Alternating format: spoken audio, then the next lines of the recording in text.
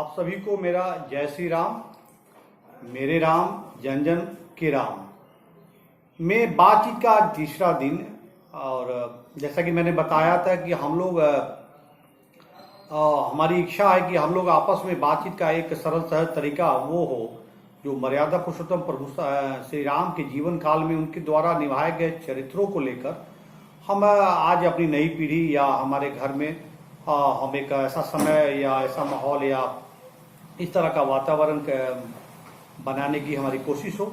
और जो मर्यादा पुरुषोत्तम प्रभु श्री राम ने जीवन काल में अपने जो तमाम उदाहरण दिए हैं खासकर मानव जाति के लिए, मैं समझता हूं कि आज के वर्तमान समय के संदर्भ में देखा जाए तो काफ़ी महत्वपूर्ण है। तो पिछली बातों में हमने एक प्रसंग रखा था मर्यादा पुरुषोत्तम प्रभु श्री राम के जीवन काल का वनगमन। तो वनगमन में प्रसंग रखने का मेरा ये तात्पर्य या मतलब कहें तो ये था कि प्रभु श्री राम का वनगमन, तो उसमें कई सारी चरित्र मैं आज उस पर बात करूंगा कि एक पिता, एक पुत्र, एक भाई, एक पति, एक पत्नी, एक माँ, तो ये 5-6 चरित्र। और देखिए कि एक पिता का प्रेम और एक पुत्र का किस तरह अनुशासन होना कि सत्ता सिंहासन को त्याग देना एक पिता के वचन के लिए। तो आज अगर हम अपने घरों में अपने बच्चों से या घर में अपने भाइयों से अपने माता पिता के साथ बैठकर डाइनिंग टेबल पर खाने के समय या रात के 15-20 मिनट अगर इन चीज़ों पे अगर हम देते हैं तो जीवन में अजीब सा एक उत्साह, एक आपको ऐसा माहौल देखने को मिलेगा। तो मैं समझता हूँ कि अच्छाई की भी अगर एक माहौल बने, घर में अच्छे चीज़ों के बारे में चर्चा हो, तो एक अच्छाई का आपको नशा सा हो जाता है, एक आदी आप बन जाते हैं। तो क्यों ना इस तरह का माहौल बनाया जाए, एक इस तरह का वातावरण तैयार किया जाए जहां हम मर्यादा पुरुषोत्तम प्रभु श्री राम के जीवन को लेकर, प्रसंगों को लेकर एक हल्के फुल्के सहज सरल तरीके से बातचीत का एक देश में ही नहीं। तो पुत्र के तौर पे प्रभु श्री राम इतने अनुशासन है और उनमें ऐसे संस्कार हैं, ऐसा चरित्र है कि आज देखा जाए तो आज शायद आपके लिए एक बहुत बड़ी बात हो, एक पुत्र के तौर पे एक सामान्य सा त्याग करना हो। तो इंसान, मुझे लगता है कि इन चीज़ों को अपने पिता के एक वचन को लेकर क्या इस तरह की बातें हो सकती हैं। और एक जीवन साथी माँ सीता, जो एक राजा बनने जा रहे हैं प्रभु श्री राम, उनकी जीवन साथी हैं, राज्याभिषेक होने जा रहा है। और इस तरह से अगर आज की महिलाएं हों और पति इस तरह के पद पे आसीन होने जा रहे हों और अचानक से जानकारी होती है कि उनको पिता के वचन के निभाने को लेकर वनगमन की बात हो रही है, तो किस तरह का माहौल होगा, किस तरह की प्रतिक्रिया होगी। एक महिला अपना पूरा घर क्या, वो समझिए कि पूरा का पूरा मतलब वो सर पे उठा लेगी और अजीब सा हंगामा ससुराल पक्ष और उनके सगे संबंधियों का, फिर मतलब इस तरह का हुजूम का माने आपके चारों तरफ से और संवाद, प्रतिक्रियाएं और अजीब सा माहौल हो जाना। जैसा कि आज अगर ये किसी घर में या किसी सियासतदान के परिवार में इस तरह की बात हो, तो एक पत्नी के तौर पे, एक जीवन साथी के तौर पे इतना बड़ा त्याग और प्रभु श्री राम के साथ वनगमन सहर्ष तैयार हो जाना माँ जानकी का। और उसी तरह भाई अनुज लक्ष्मण जी, और उन्हें इस बात की तनिक भी फिक्र नहीं है कि बड़े भाई के साथ अब स्वेच्छा से हो। तो इस तरह का त्याग आपके परिवार, समाज में या देश दुनिया में आज 2021 में हम सब, चाहे वो किसी ओहदे पे हो, रात घर से हो, तो मुश्किल आपको देखने को मिलेगा कि छोटे भाई और पत्नी और एक पुत्र के तौर पे। और सामान्य सी बात अगर माता पिता या भाइयों को लेकर, तो कल एक बिहार की घटना है जहाँ एक पिता को एक पुत्र द्वारा जायदाद के को लेकर इतनी जबरदस्त पिटाई की जाती है कि वो गंभीर हालत में उनको अस्पताल में भर्ती कराया जाता है। और 3 भाई हैं, और पिता जो है एक भाई का स्वर्गवास हो चुका है, दूसरा, तो 3 भाई और जो सबसे छोटा घर पे है, और एक का स्वर्गवास हो चुका है और एक बाहर है रोजगार को लेकर। और पिता की जबरदस्त पिटाई होती है, पिता का अस्पताल में भर्ती हो जाना। तो आज ये समाज में आस पड़ोस में इन चीज़ों को आप देखते हैं कि एक मामूली से जायदाद को लेकर अपने पिता, जिस पिता को लेकर प्रभु श्री राम एक सामान्य से आज एक संदर्भ में लोगों के लिए एक सामान्य सी बात होगी कि वचन दे देना, फिर उसको लेकर वनवास जाना, सिंहासन का त्याग करना, ये मतलब मैं समझता हूँ कि लोगों को इन चीज़ों पे बहुत ज़्यादा इनको गंभीरता से आज के लोग नहीं ले पाएंगे। तो वहाँ एक अब देखिए कि मैंने जो घटना बताई कि 3 भाई, एक बाहर होना, एक का स्वर्गवास हो जाना, छोटा घर पे है और जायदाद को लेकर पिता से उलझना और पिता की जबरदस्त पिटाई, फिर उनका अस्पताल में भर्ती होना। तो ये जो लोग हैं हमारे समाज में या इस तरह की मानसिकता है, सोच है कि वो पिता के वचन को लेकर वनगमन या सत्ता सिंहासन का त्याग तो दूर, एक सामान्य सी बात को लेकर, जमीन जायदाद को लेकर कि नहीं मेरे नाम ये सब आप कर दें और जबरदस्त पिटाई कर देना। तो ये इस तरह का समाज है, इस तरह के समाज में इस तरह के संस्कृति हमें हम सब आज हमने जी रहे हैं और ये हकीकत है। इसी तरह की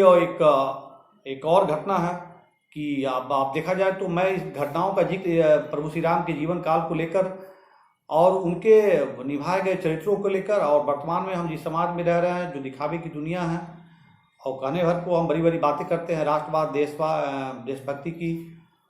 लेकिन हकीकत में हम हमारा चरित्र या हम किस तरह से लोगों के जीवन में अपना योगदान देते हैं या हमारे जीने का मकसद बस ये होता है कि ढेर सारा दौलत, सफलताएं, डिग्री, ढेर सारा मतलब ये जमीन जायदाद, पैसे। तो इन चीज़ों को लेकर हम क्या कर गुजरते हैं और किस तरह का चरित्र जीते हैं, ये व्यक्तिगत तौर पे आप सभी अपनी अंतरात्मा में आत्मावलोकन करें तो पाते हैं कि हम किस तरह के इंसान हैं। बड़ी बड़ी बातें कर लें लोगों के सामने में, लेकिन जब आत्मावलोकन या आत्मचिंतन की बात हो तो आप दुनिया जाने न जाने और हमें खुद पता होता है कि हम किस तरह के चरित्र हैं, किस तरह का हमारा स्वभाव है, नेचर है, किस तरह का हम अभिमान है हमें लेकर कि मैं ये हूँ वो हूँ। प्रोटोकॉल है कि मैं उसके यहाँ या इनसे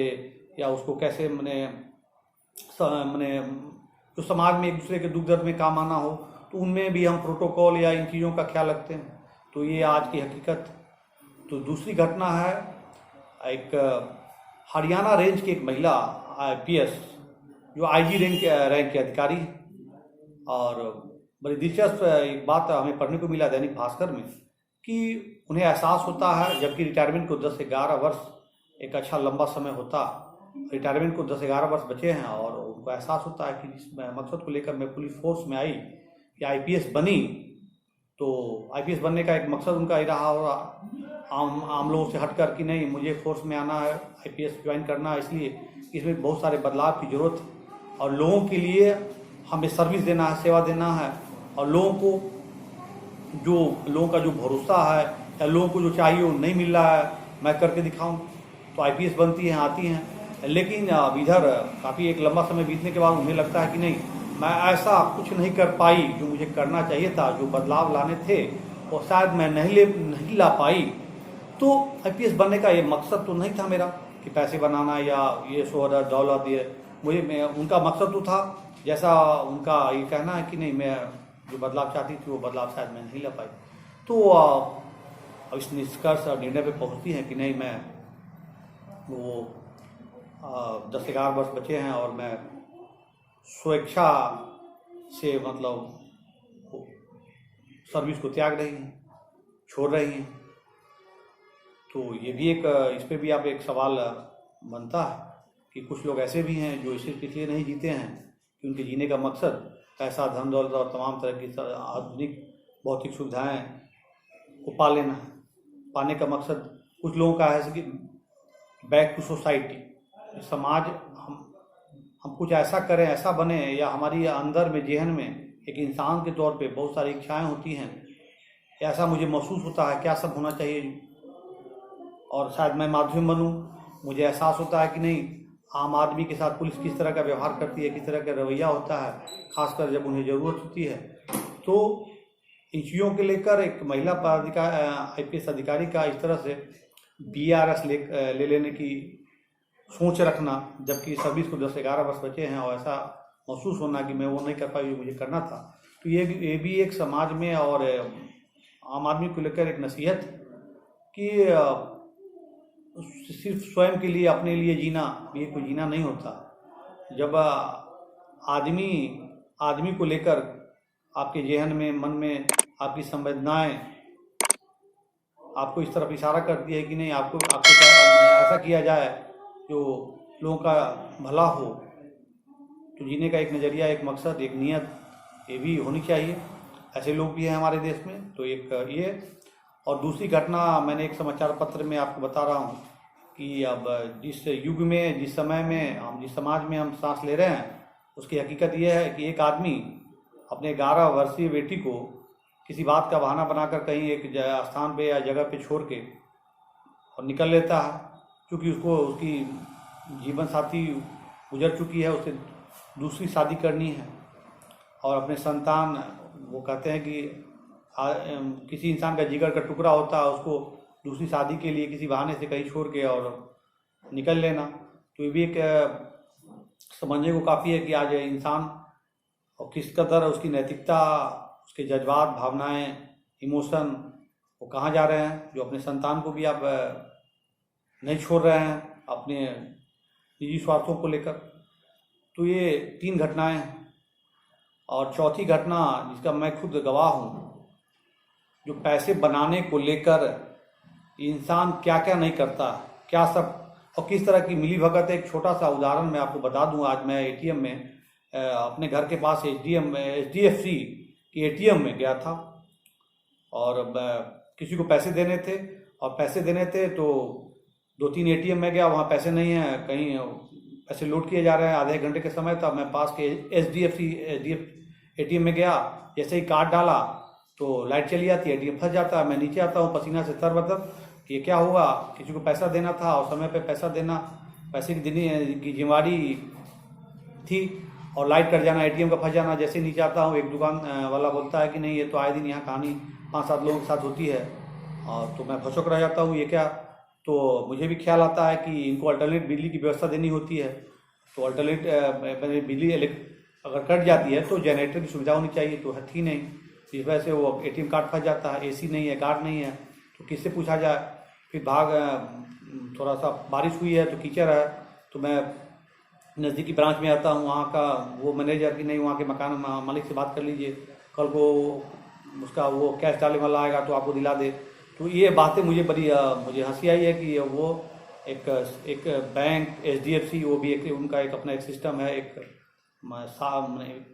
लोगों के बीच एक अच्छी रेपुटेशन है। तो इन चीज़ों को लेकर मैं नीचे खड़ा था, तो 1-2 लोग थे, तो बात हुई, तो बोले कि यहाँ एक सिस्टम ऐसा है कि लोग पैसा बनाने के लिए बैंक अधिकारी और तमाम मिली भगत से ये लोग गार्ड और वो उनका जो अल्टरनेट बिजली की व्यवस्था है, गार्ड और एसी का ना चलना, तो तमाम पैसों का वो कागज़ पे तो सब है, सब कागज़ पे तो सब सुविधाएं हैं, लेकिन वो हकीकत में ऐसा कुछ है नहीं, जिससे आए दिन लोगों को परेशानी होती है। तो सोचा जा सकता है कि आप अपने घर से दूर या कहीं गए हैं 1000-2000 किलोमीटर बाहर, और टैक्सी से परिवार के साथ जा रहे हैं, पैसे की ज़रूरत है, सामने एटीएम दिखता है HDFC, एक भरोसा है कि HDFC है, चलो पैसा निकाल लेते हैं, जाते हैं, वहाँ कार्ड फंस जाता है। तो क्या आपकी फ़्लाइट है, ट्रेन है, तो आप वो अपना टिकट कैंसिल करा के ट्रेन फ्लाइट का, फिर आप आसपास दौड़ते हैं, जानकारी होती है, बगल में ब्रांच जाते हैं, 4 बजने को शाम है और बताया जाता है कि यहाँ से 10 किलोमीटर 8 किलोमीटर दूर इनका हेडक्वार्टर है, वहाँ जाइए, मैं आपको क्या मदद कर सकता हूँ। और आज फ्राइडे है, कल सैटरडे है, संडे है, तो 3-4 रोज, तो इस तरह की बात अगर कहीं किन्हीं बाहर आउटसाइडर लोगों के साथ होती है तो 3-4 दिन अपना काम छोड़ के फ्लाइट और ट्रेन की टिकट कैंसिल करा के आप रुक जाएँ। और फिर मैं वो टोल फ्री नंबर या इस तरह का जो नेटवर्क पे होता है, मैं सर्च करके उस पर फ़ोन करता हूँ, तो कई बार बात नहीं हो पाती है। बात होती है तो घंटों बात करने के बाद सामान्य सी बात कि आपके एटीएम में तमाम सुविधाएं कागजी तौर पे तो हैं, लेकिन व्यवहारिक तौर पे नहीं होने की वजह से मेरा कार्ड फंस जाता है, अल्टरनेट इलेक्ट्रिसिटी न होने की वजह से, और मुझे इस तरह की परेशानी होती है। तो ये सिस्टम हमारे देश में, मैं एक छोटा सा उदाहरण किया और आपके माध्यम से बता रहा हूँ कि आप एक भ्रष्टाचार, पैसे बनाने को लेकर तमाम तरह के इस तरह के जो लोग हैं वो क्या क्या नहीं करते हैं, और उनसे किस तरह की हम लोगों को परेशानी होती है। तो मर्यादा पुरुषोत्तम प्रभु श्री राम के जीवन काल को लेकर आज के समय में जो समाज है, जो परिवार है, जो लोग हैं, लोगों की मानसिकता है, तो ऐसे में घर घर अगर 10-20 मिनट बमुश्किल निकाल लिए जाएं और इन पर चर्चा हो, बात हो, तो एक लोगों में ऐसा मतलब परिवर्तन की गुंजाइश मैं समझता हूँ जो जरूरी है, क्योंकि नैतिकता हमारे अंदर से जो जा रही है ये बहुत अच्छी बात नहीं है। और इस तरह की घटनाएं और भ्रष्टाचार को लेकर या इंसान पैसे बनाने को लेकर, चाहे वो किसी भी क्लास का हो, पढ़ा लिखा हो, अमीर हो, गरीब हो, कोई, तो इस तरह की कई बातें हैं, जैसे कि महिला अधिकारी का IPS से BRS लेने की बात, क्योंकि वो जो चाह रही हैं वो हो नहीं रहा। दूसरा, एक पिता का अपनी बच्ची 11 वर्ष की बच्ची को कहीं छोड़ के निकल लेना, उन्हें शादी करनी है। तीसरा कि एक पुत्र द्वारा पिता को इस तरह पिटाई करना, अस्पताल में भर्ती हो जाना, वो जमीन वगैरह को लेकर। तो तमाम चीज़ें ये बताने को काफ़ी है कि हम और हमारा समाज कहाँ जा रहा है, हमारी सभ्यता संस्कृति कितनी दूषित हो चुकी है। तो ऐसे में हम प्रभु श्री राम के जो हमारे मर्यादा पुरुषोत्तम प्रभु श्री राम आदर्श हैं और करोड़ों करोड़ लोगों की आस्था विश्वास के प्रतीक हैं। तो मेरी गुजारिश है कि हम आप एक सामान्य सी चर्चा के तौर पे क्यों ना इस पहल को, इस मुहिम को आगे लेकर जाएं, और आप सबों की सहयोग, अपेक्षा, सुझाव सादर आमंत्रित हैं। और फिर हम संडे को रात 8 बजे आप लोगों के बीच इन चीज़ों को लेकर बात करेंगे। अभी शुरुआत है और मैं बहुत सारी चीज़ें इसमें इस कहानी के माध्यम से, बातचीत के माध्यम से बहुत सारी चीज़ों को जोड़ूंगा प्रभु श्री राम के जीवन प्रसंग को लेकर। अभी हल्की फुल्की बात हो रही है और आशा करता हूँ कि आप लोग अपने सुझाव सलाह मुझे वक्त पर देते रहेंगे। और तब तक के लिए जय श्री राम।